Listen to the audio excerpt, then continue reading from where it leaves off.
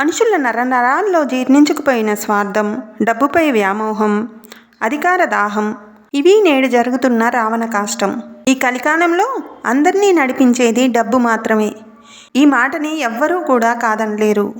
అధికార దాహం అనేది ఎంతోమందిని చెడ్డదారిలోకి తీసుకువెళ్తుంటే కొంతమంది హత్యలు కూడా చేసేస్తున్నారు. ఇక్కడ కొసమెరుపు ఏంటంటే వారు ఎన్ని తప్పులు చేసినా జల్సాగా హాయిగా ఎంతో హోందాగా కాలం గడిపేస్తున్నారు.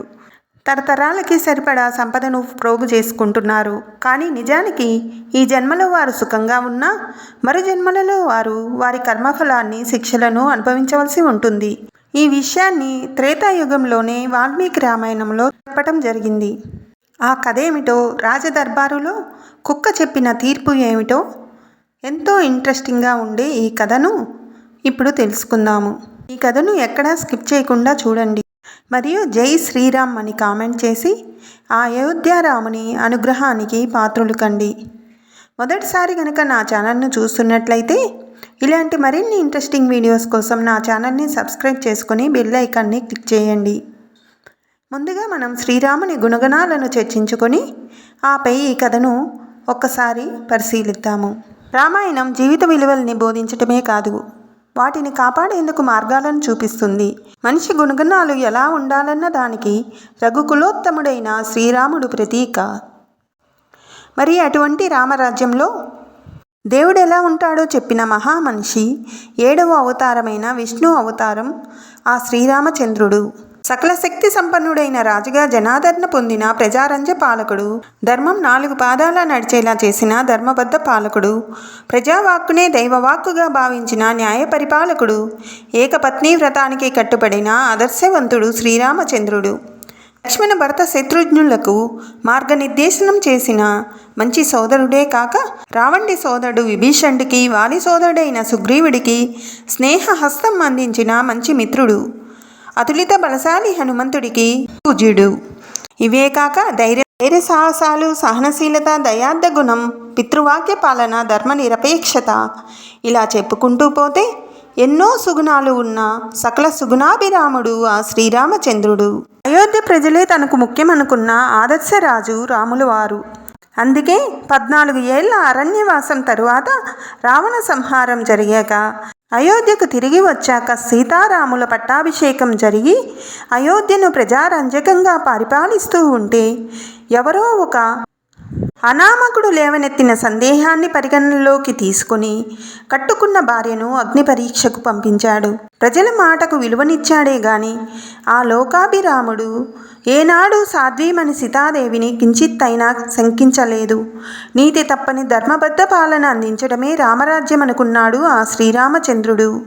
ప్రజలందరికీ సమాన న్యాయం, సమాన గౌరవం అందించడమే రాజుగా తన కర్తవ్యమని భావించిన వాడు ఆ శ్రీరాముడు.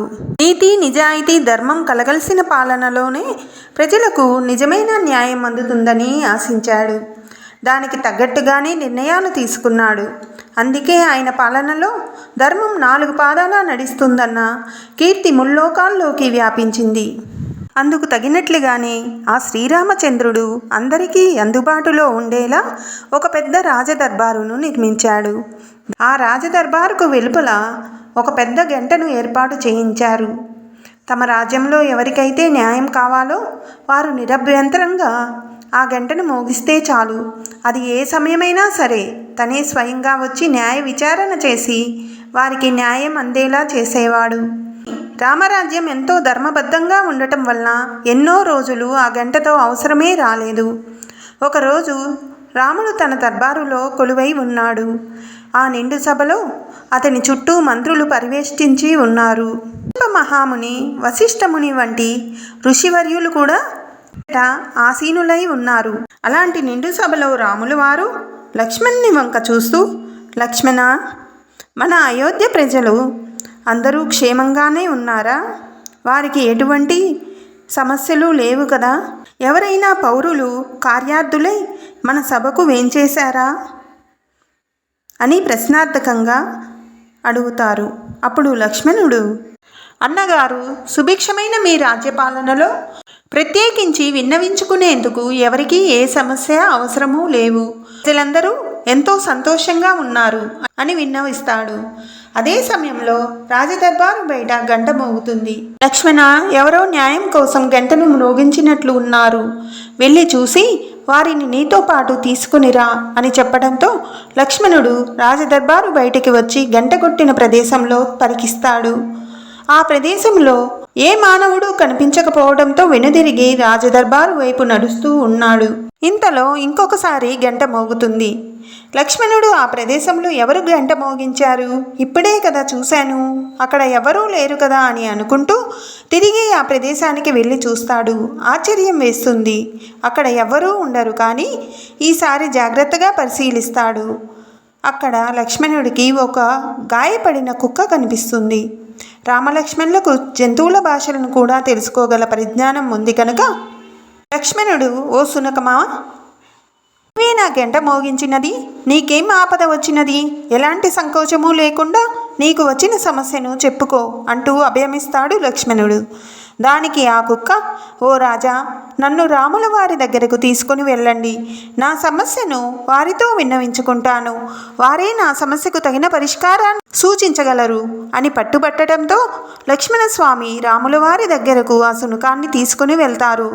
ఆ సభలో కూర్చున్న పెద్దలు అందరూ లక్ష్మణుడు కుక్కను సభలోకి తీసుకురావటంతో విస్తుపోయి చూస్తూ ఉన్నారు. రాముడు సభలోకి వచ్చిన సునకముతో, ఓ సునకమా, ఏమిటి నీ సమస్య, నీ ఒంటిపై ఆ గాయాలేమిటి, నీ కథ ఏమిటో చెప్పుము అని, తప్పక నీకు న్యాయం జరిగేలా చూస్తాను అని చెప్పడంతో దానికి ఆ కుక్క, ప్రభు, రాజన్నవాడు తన పౌరులకి దేవునితో సమానము, వారికి సృష్టి స్థితి లయకారకుడు ఆ రాజే, అందుకనే తన రాజ్యంలోని ధర్మాన్ని కాపాడాల్సిన బాధ్యత రాజు మీదే ఉంటుంది. దానం, కరుణ, సత్పురుషుల్ని ఆదరించడం, మంచి నడవడి వంటి లక్షణాలన్నీ కూడా ఆ ధర్మానికి ప్రతీకలుగా నిలుస్తాయి. కానీ నీ రాజ్యంలో ఒకరు ధర్మాన్ని తప్పి నా మీద దాడి చేశారు. సర్వద సిద్ధుడనే పరివ్రాజకుడు నన్ను గాయపరిచినాడు, నాకు న్యాయం చెయ్యండి ప్రభు అంటూ తన గోడును వెళ్ళబుచ్చుకుంటుంది. ఆ సభలోని వారికి ఇది ఏమీ అర్థం కావట్లేదు. ఎందుకంటే ఆ కుక్క మాటలు రామలక్ష్మణులకు మాత్రమే అర్థమవుతున్నాయి. వెంటనే రాముల వారు భటులను ఆజ్ఞాపించి సర్వద సిద్ధుని పిలిపించారు. ఆ సర్వద సిద్ధునికి విషయం అంతా వివరించి నీ సంజాయిషి చెప్పమని అతడిని అడుగుతారు. దానికి ఆ బ్రాహ్మణుడు, నిజమే ప్రభు, ఆ కుక్కని గాయపరిచిన మాట వాస్తవమే. నేను యాచనకు బయలుదేరిన సమయంలో ఆ కుక్క నా దారికి అడ్డుగా నిలిచింది. అసలే ఆకలితో ఉన్న నేను ఆగ్రహాన్ని తట్టుకోలేకపోయాను. ఆ ఆగ్రహంతోనే ఈ కుక్కను గాయపరిచాను. నేను చేసిన పని తప్పేనని ఒప్పుకుంటున్నాను. అందుకుగాను మీరు ఎలాంటి శిక్షను విధించినా సంతోషంగా స్వీకరిస్తాను అంటూ వేడుకున్నాడు ఆ సర్వద సిద్ధుడు. సర్వద సిద్ధునికి ఎలాంటి శిక్ష విధించాలి అని దర్బారులో చర్చ జరుగుతూ ఉండగా ఆ సునకం రాముల వారితో ఈ విధంగా చెప్పటం ప్రారంభించింది. ప్రభు, తమరేమీ అనుకోకుంటే నాది ఇంకొక విన్నపము. మీకు నిజంగా నా పట్ల జాలి కలిగితే, నన్ను కరుణించాలన్న తలంపు మీలో ఉంటే నేను చెప్పిన శిక్షను అతనికి విధించండి అని కోరింది. ఆ మాటలకు రాముల వారు అంగీకరించగానే, ఈ బ్రాహ్మణుడిని కులపతిగా నియమించండి, అతడిని కలంజర అనే మఠానికి అధిపతిని చేయండి అని కోరింది.